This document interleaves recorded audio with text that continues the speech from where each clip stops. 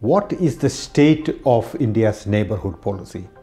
What is the state of the BJP government's neighborhood first policy? Or put differently, how is the BJP-led central government's neighborhood first policy faring? I do acknowledge and realize that South Asia is a very difficult neighborhood to manage for any country, which includes certainly India. As a thumb rule, the smaller neighbors in any part of the world are clearly wary and suspicious of the intentions and capabilities of their bigger powers. And more importantly, in the South Asian region, today we have a power that is emerging and encroaching into the sphere of influence, into India's traditional sphere of influence, that is South Asia. China used to stay away from this particular region in the past, and today it is encroaching, quote unquote, into this Indian sphere of influence, and that is creating problems for New Delhi, or that is creating problems for New Delhi's standing and stature in the South Asian region. But then, that is international politics 101. Great powers compete and smaller neighbors are usually concerned, wary and cautious of their stronger powers. That is international politics. That is the nature of the game. Put differently, the smaller neighbors in the region today have China and India, and they will try and play and pitch one against the other. That is again the normal scheme of things. That is how things happen in international politics. However, notwithstanding these structural issues that I just pointed out, our own government's past policies have somehow led to an accentuation of the structural problems and difficulties in the South Asian region. It must be said today that the BJP government, which started off on a very flamboyant note, neighborhood first policy, almost lost the goodwill of its neighbors, and today it is bending over backwards in order to win back the goodwill and positivity of its neighbors, and to bring back the good old days in the South Asian neighborhood. So what has led to this situation? Arrogance, lack of policy coherence, lack of a regional vision, among others, have actually contributed to this state of affairs in the neighborhood, in the South Asian neighborhood today.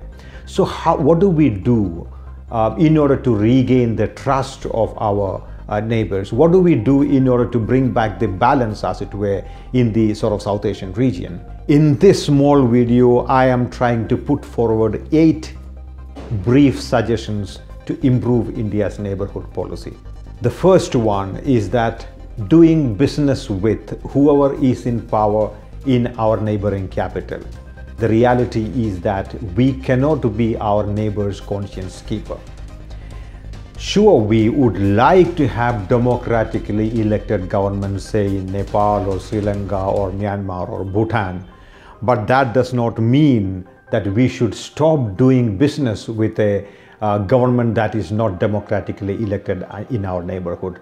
After all, democratically elected governments in our neighborhood need not be very pro-India, as history has shown it. So I am very clear in my mind that for India, the well-being of India's national interests, or safeguarding of India's national interests, is far more important than the well-being of our neighbors' democratic institutions. So it should not bother New Delhi who is in power in a neighboring capital, but rather what should worry us is what he or she does in that neighboring capital and how that is going to impact on us or on our national interests in the days to come. The second suggestion is the principle of non-intervention in the internal affairs of our neighbors.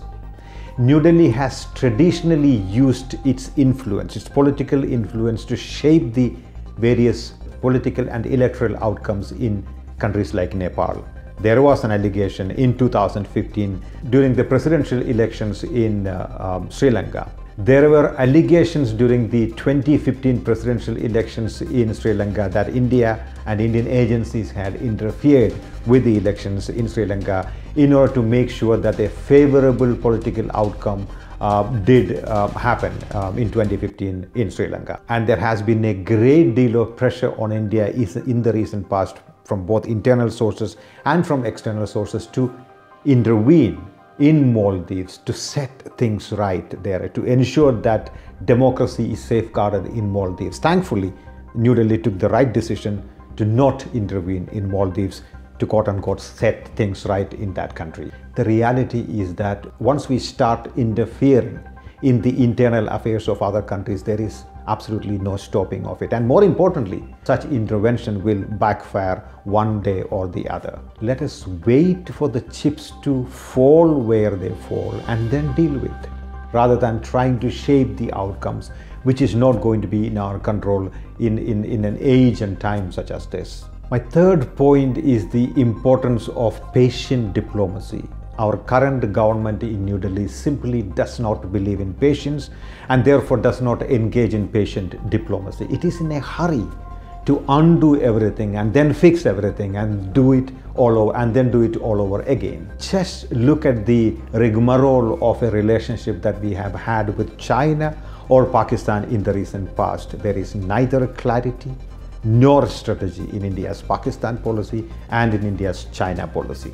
More importantly, patient diplomacy also requires a certain amount of consistency.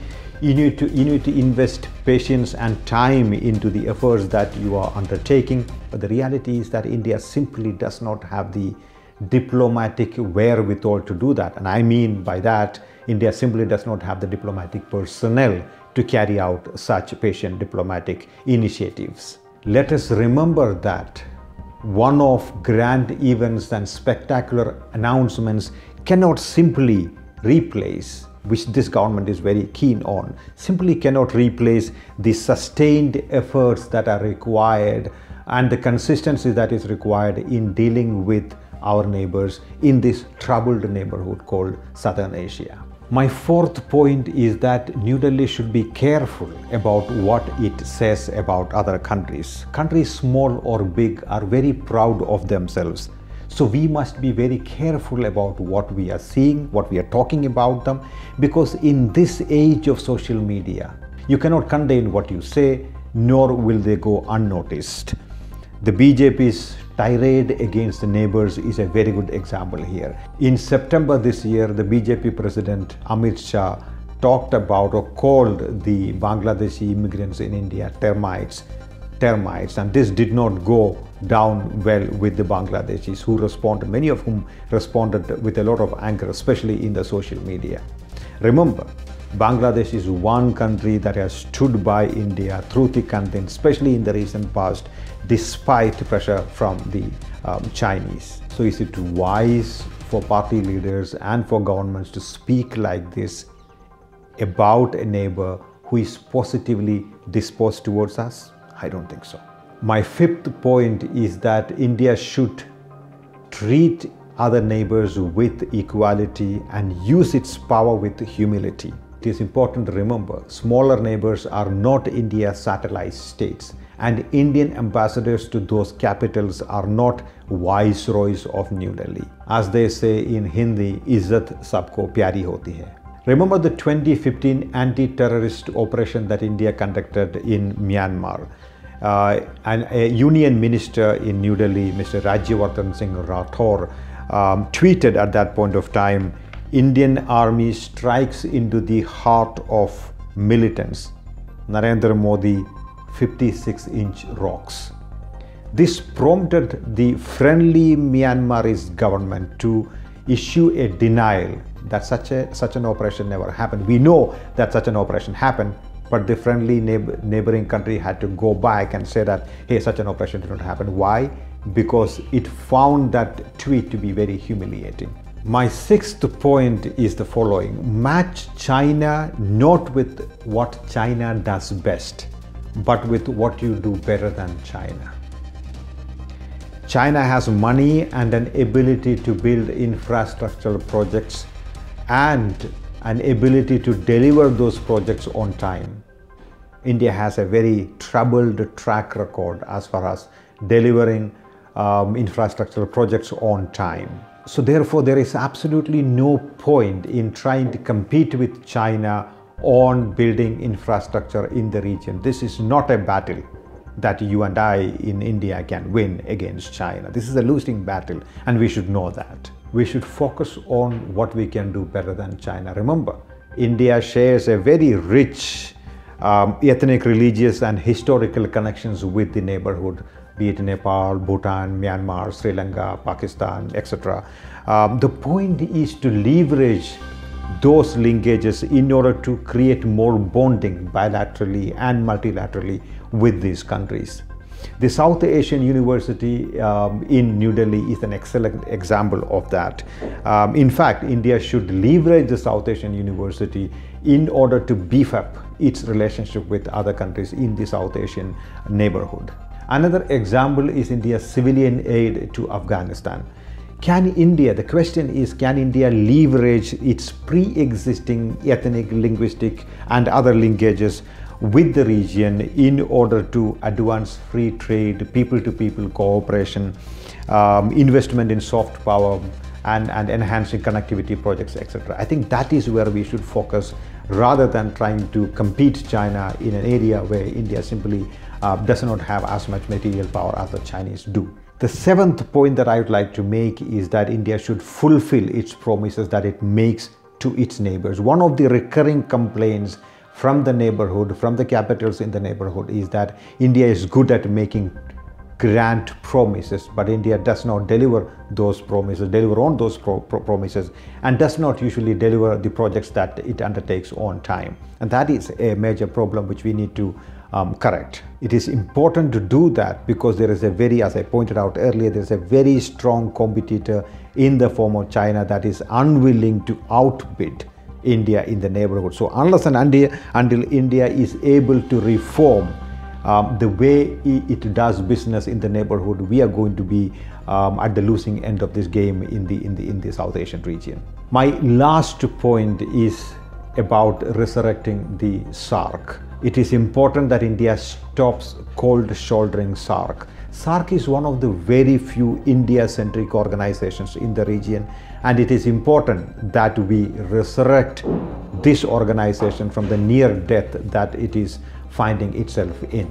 So in conclusion, I would say that India needs to reimagine its South Asia policy if it wants to continue as a major influencer in the South Asian region. We are planning several more shows on the neighborhood as part of the national security conversations in the weeks to come. Make sure that you watch them. Thank you for watching. To receive instant updates on all videos from The Wire, click the subscribe button and hit the bell icon. Pay to support independent journalism. Click the link in the description and choose the amount you want to pay.